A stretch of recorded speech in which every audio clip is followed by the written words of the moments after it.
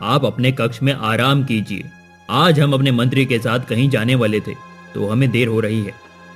महारानी, अब हम चलते हैं। रुकिए महाराज, मुझे अच्छे से पता है कि आप कहाँ जाने के लिए इतने उतावले हो रहे हैं। महाराज, हमें बड़े भाग्य से एक संतान की उत्पत्ति होने वाली है, इसलिए मैं चाहती हूँ कि आप शिकार पर ना जाएं। महाराज, उन बेजुबान बच्चों का क्या कसूर जो अपने माताओं से दूर हो जाते हैं? वो जानवर है महारानी, उनमें इंसानों जैसी सोचने की भावनाएं नहीं होती और शिकार करने से राजा की शक्ति का अनुभव होता है। राजा उदयसेन रानी की बात को नजरअंदाज करके वहां से निकल जाते हैं। उसके बाद मंत्री राजा से कहता है, महाराज, मैंने आपको पूरे महल में ढूंढ लिया, लेकिन आप कहीं नहीं मिले। महाराज, आप कहाँ थे? अरे मंत्री जी, हम महारानी के कक्ष में चले गए थे उनका हालचाल पूछने।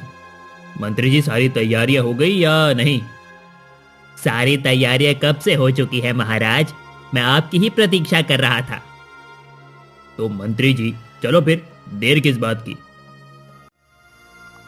उसके बाद राजा और मंत्री शिकार के लिए निकल जाते हैं।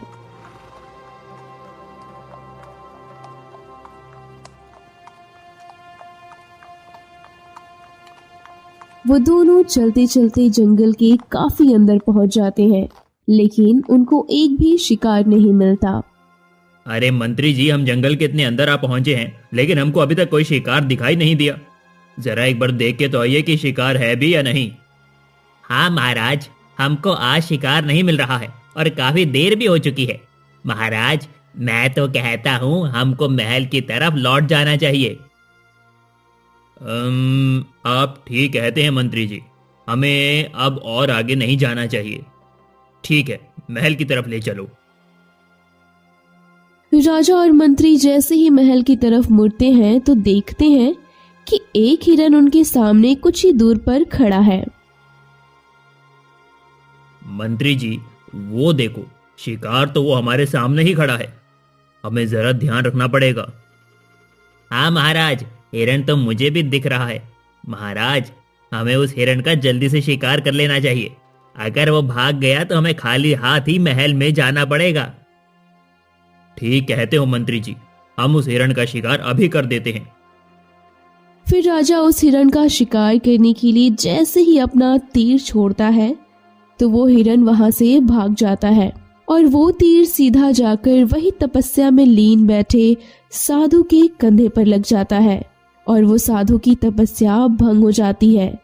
फिर वो साधु, हे राजन, तुमने ये क्या किया? तुमने मेरी 25 वर्षों की तपस्या भंग कर दी है। हे राजन, मैं तुम्हें श्राप देता हूं। जिस प्रकार तुमने अपने स्वार्थ के लिए मेरी 25 वर्षों की तपस्या भंग की है, ठीक उसी प्रकार तुम भी अपनी संतान के लिए कई वर्षों तड़पोगे। तुम्हारी संतान इस दुनिया में आने से पहले ही अपनी आंखें बंद कर लेगी और तुम अपनी संतान का सुख कभी प्राप्त नहीं कर पाओगे। नहीं नहीं भगवान, मुझे ऐसा श्राप ना दो। मुझे क्षमा कर दीजिए भगवान, मुझे क्षमा कर दीजिए। कृपया अपना श्राप वापस ले लो भगवान, मुझे क्षमा कर दीजिए। आप मुझे इतनी बड़ी सजा ना दो भगवान। हे राजन, मेरा दिया हुआ श्राप कभी विफल नहीं जाता, ना ही वो कभी वापस हो सकता है, लेकिन इसे मैं कम जरूर कर सकता हूं। राजन, मैं ठीक 21 वर्षों बाद तुमको यहीं मिलूंगा, तुम्हारे प्रश्नों और उत्तर के साथ। ऐसा कहकर वो साधु वहां से अंतर्ध्यान हो जाते हैं। राजा और मंत्री भी अपने महल में पहुंच जाते हैं। फिर कुछ दिन बीत जाते हैं और एक दिन रानी एक सुंदर बच्चे को जन्म देती है, लेकिन उस बच्चे की आंखें बंद होती हैं। तभी राजा वहां पहुंच जाते हैं। दाइमा, मेरा बच्चा कैसा है? आप कुछ बोलते क्यों नहीं? क्या हुआ? मेरा बच्चा कैसा है? महाराज, हमने महारानी को तो बचा लिया, लेकिन बच्चे को नहीं बचा सके। ये लो महाराज, तुम्हारा बच्चा। बच्चे को राजा जैसे ही अपने हाथ में लेता है कि तभी उनको साधु की दी हुई वो श्राप याद आ जाती है और राजा समझ जाते हैं कि ये बच्चा मेरे ही कर्मों के कारण अब जीवित नहीं है। फिर राजा उस बच्चे को दाई माँ को दे देते हैं और कहते हैं, दाई माँ, इस बच्चे का अंतिम संस्कार इस प्रकार करो कि इसकी भनक भी किसी को ना मिले। ये हमारा आदेश है। ठीक है महाराज, मैं समझ गई। फिर उस बच्चे को लेकर दाई माँ रात होने के बाद एक सुनसान जंगल में पहुंच जाती है और अपने आप से बोलती है, अरे मैं इस बच्चे का अंतिम संस्कार कैसे करूंगी? नहीं नहीं, ये मुझसे नहीं होगा। मैं इस बच्चे को यहाँ पर छोड़ देती हूँ। इसको कोई ना कोई जंगली जानवर खा ही जाएगा और किसी को पता भी नहीं चलेगा। फिर उस बच्चे को दाई माँ वहीं एक पेड़ के नीचे छोड़कर चली जाती है। फिर वहाँ अचानक से वही साधु प्रकट हो जाता है और उस बच्चे के गले में एक दिव्य लॉकेट को पहना देता है। उस लॉकेट को पहनाते ही वो बच्चा अचानक से अपनी आंखें खोल देता है और वो साधु वहाँ से अंतर्ध्यान हो जाते हैं और ऐसे ही 21 वर्ष बीत जाते हैं। कंचनपुर नामक गांव में एक अनाथ लड़का दिव्यांश रहता था। वो बहुत गरीब और मेहनती था। दिव्यांश अपनी माँ के साथ रहता था। उनके पास एक छोटी सी जमीन का टुकड़ा था। उसी पर दिव्यांश और उसकी माँ गुजर बसर करते थे। फिर दिव्यांश रोज की तरह, माँ, मैं खेत में जा रहा हूँ काम करने। ठीक है बेटा, लेकिन समय से तुम घर वापस आ जाना। माँ, मैं आ जाऊंगा। तुम मेरी इतनी चिंता क्यों करती हो? अरे माँ, इस बार अपने खेतों में अच्छा काम करूंगा तो मेरी फसल की पैदावार भी तो ज्यादा होगी और मैं उसको बेचकर ज्यादा मुनाफा भी कमा पाऊंगा। फिर दिव्यांश अपने घर से निकलकर खेत की तरफ जाने लगा।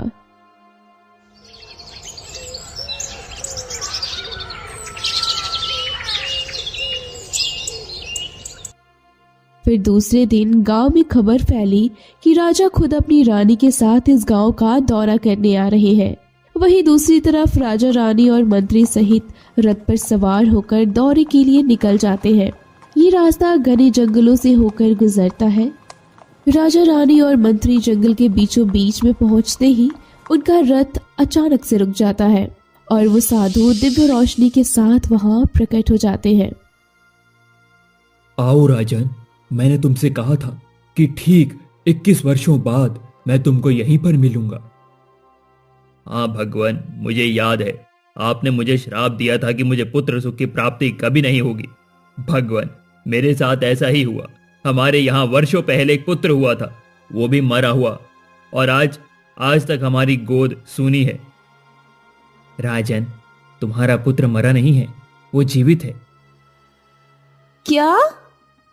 साधु महाराज, मेरा पुत्र जीवित है? तो वो इस समय कहाँ है? कृपया मुझे उसका मार्गदर्शन दीजिए साधु महाराज। मैं अपने पुत्र को एक बार देखना चाहती हूँ। हाँ भगवान, अगर मेरा पुत्र जीवित है तो कृपया बताइए, मेरा पुत्र इस समय कहाँ है और वो कौन है?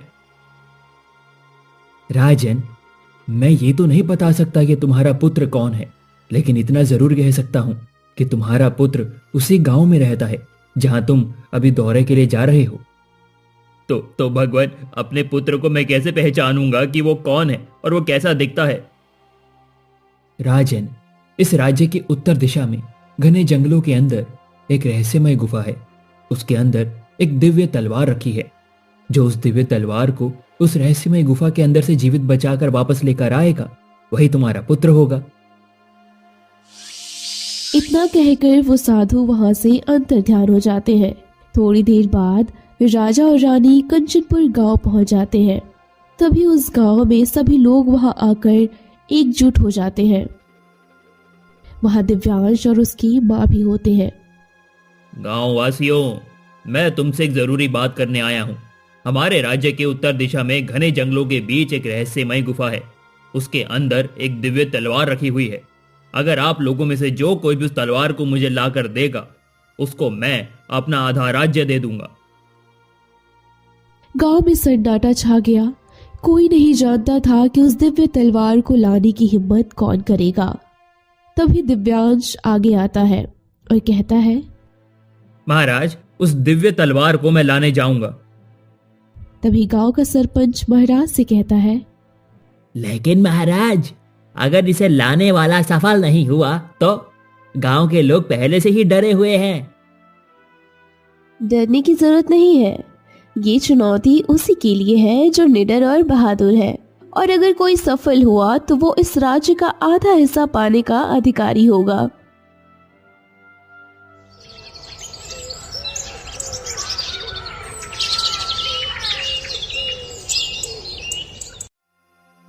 फिर दूसरे दिन दिव्यांश अपने रहस्यमय यात्रा के लिए तैयार हो जाता है। तभी उसकी माँ, बेटा, ये बहुत खतरनाक हो सकता है और मैं तुम्हें खोना नहीं चाहती। अरे माँ, तुम चिंता मत करो। राजा ने कहा है ना कि जो भी उस दिव्य तलवार को लाएगा उसे आधा राज्य मिलेगा। मैं उसे हासिल करके अपने जीवन को बेहतर बनाना चाहता हूँ माँ, और अपनी गरीबी को हमेशा हमेशा के लिए मिटाना चाहता हूँ। तो ठीक है बेटा, अगर तुम्हारा इरादा पक्का है तो भगवान भी तुम्हारी रक्षा करेंगे। ये लो तुम्हारा लॉकेट, इसे कभी मत उतारना। माँ, ये लॉकेट तो मैंने आज तक कभी नहीं पहना, तो आज मुझे लॉकेट क्यों दे रही हो? बेटा, तो कितना प्रश्न करेगा? तुझे यात्रा के लिए देरी हो रही है ना, अब तू जा। दिव्यांश अपनी माँ की ये बात सुनकर यात्रा के लिए निकल जाता है।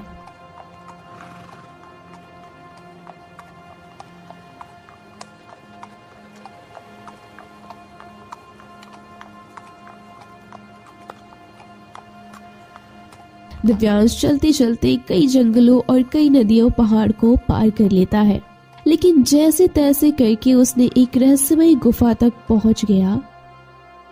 गुफा के रास्ते में अदृश्य भूतों ने उस पर हमला भी किया, लेकिन उसको कुछ भी नहीं हुआ और वो उस गुफा से एक आवाज आई, तुम यहाँ पर क्या कर रहे हो? ये जगह तुम्हारे लिए नहीं है। तुम यहाँ से चले जाओ, नहीं तो अपनी जान गंवा बैठोगे। यहाँ आज तक किसी इंसान ने कदम नहीं रखा है। मैं यहाँ एक नेक उद्देश्य के लिए आया हूँ।